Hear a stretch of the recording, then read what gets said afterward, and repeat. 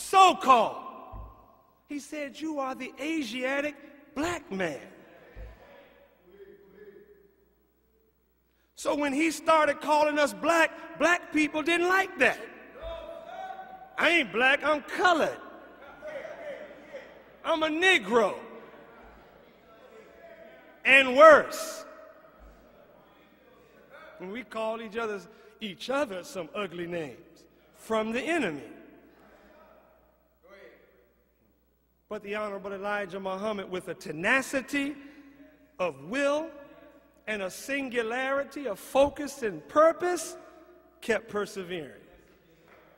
Until the 60s, when it became common, say it loud, I'm black and I'm proud. Where you get that from? In the 60s and 70s, when I was a little boy, the mantra would go up, what time is it? And the answer would come from black people, nation time. Where did you get that from? You didn't get that from yourself.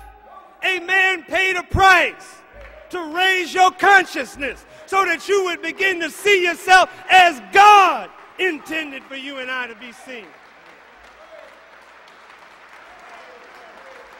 All praise is due to Allah.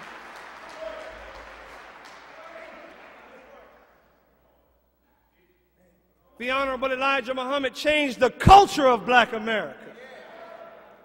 You wouldn't have had a consciousness movement were it not for Muhammad. Be very clear about this. You wouldn't have had Stokely Carmichael, Kwame Ture were it not for the teachings of the Honorable Elijah Muhammad. Before we lost our brother, Kwame Ture, I was blessed to be with him in San Francisco one day when he was about to speak at a school there. And he said, brother, I wouldn't be where I am were it not for the most Honorable Elijah Muhammad.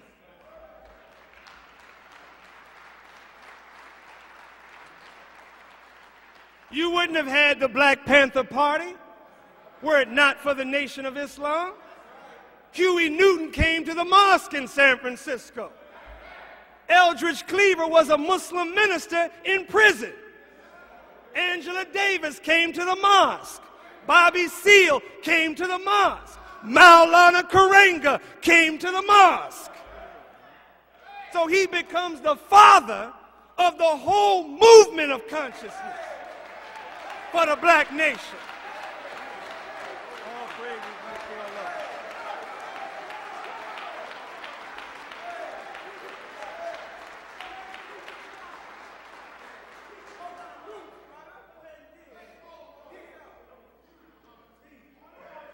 You celebrate Kwanzaa today. But Kwanzaa came from Maulana Karenga. But where did Maulana Karenga get his consciousness from? He attended mosque number 27.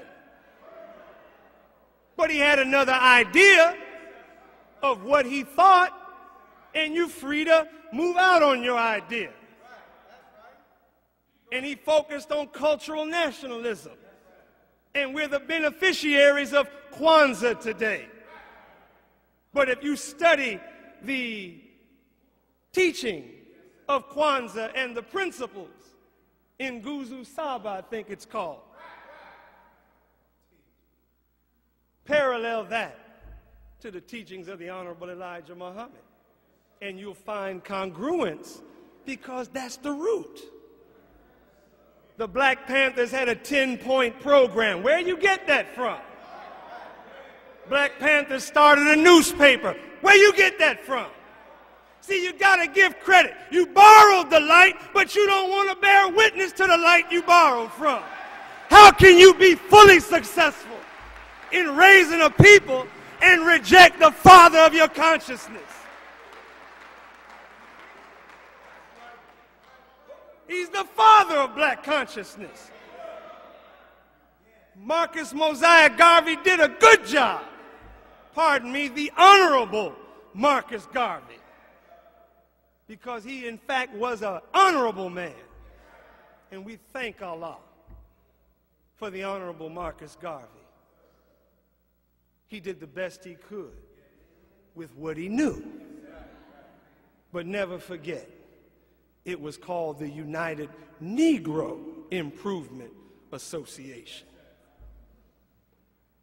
But it was a part of the evolutionary step to bring us to the coming of God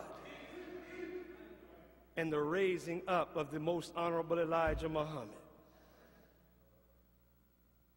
Alex Haley learned about his roots from meeting with the most honorable Elijah Muhammad and his students.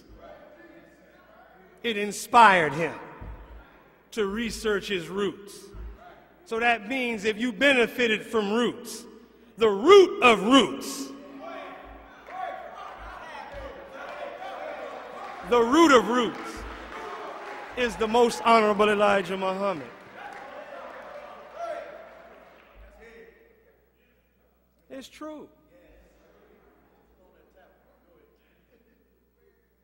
You wouldn't have black scholarship like you did in the 60s.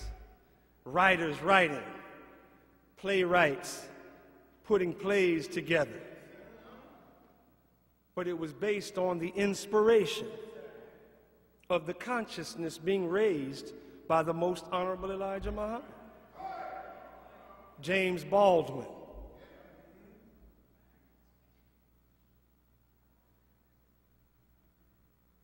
other writers, black theologians began to express a more conscious theology. The Honorable Elijah Muhammad was the father of black theology. We weren't talking about black Jesus. Jesus is a black man. But you go to the theology schools, that kind of black theology was being taught by Mr. Cone and other black theologians, but they got their inspiration from the teachings of the Honorable Elijah Muhammad. Everything that we have benefited from has a root. Black people started going natural in the 60s, taking the stuff out your hair. Sisters took the makeup off their face. Why? Elijah's truth.